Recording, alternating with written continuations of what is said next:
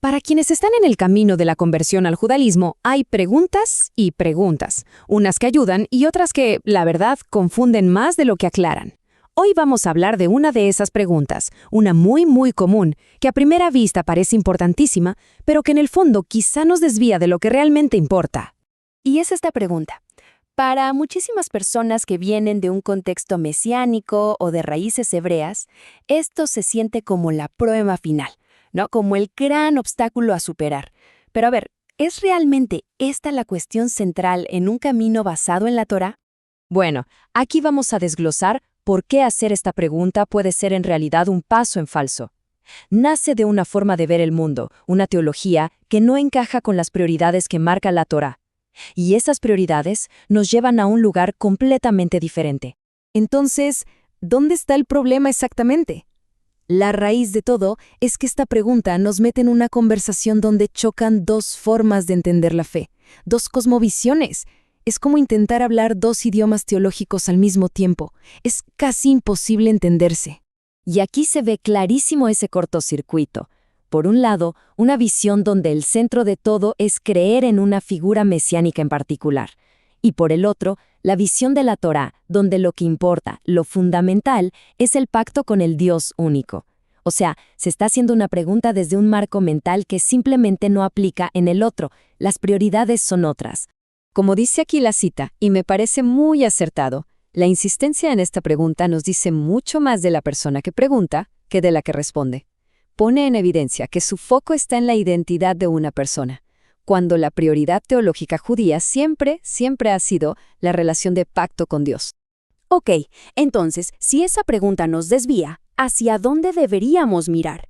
Vamos a ver qué es lo que la Torá misma nos dice que es lo más importante, cuál es la verdadera piedra angular de la fe. Aquí está, el Shema, el principio fundacional, la declaración de que Dios es absolutamente único. Esto no es solo un versículo bonito, no. Es el eje central sobre el que gira todo lo demás en la fe y en la práctica judía. Todo parte de aquí. Y lógicamente de esa idea de un Dios único se desprende el mandamiento más crucial, la prohibición total de servir a cualquier otra cosa o entidad. Esta es la línea que no se puede cruzar, la base del pacto. A ver, para que quede claro, la Torá, una y otra vez, nos recalca a quién servimos, no en quién creemos que podría ser el Mesías. La acción, la lealtad, el cumplimiento del pacto, todo eso está por encima de la especulación teológica. Y esto nos lleva a la distinción más importante de todas, una que a menudo se pasa por alto, es la diferencia entre lo que uno cree en su cabeza y lo que uno hace con sus manos, con sus palabras, con sus acciones. En el judaísmo, ¿es lo mismo? La respuesta es un rotundo no. La transgresión más grave que existe en el judaísmo es la Avodá Zará, y es vital entender esto. Se refiere a acciones de adoración prohibidas. No se trata de un pensamiento abstracto o una creencia personal que uno tenga. Hablamos de actos concretos.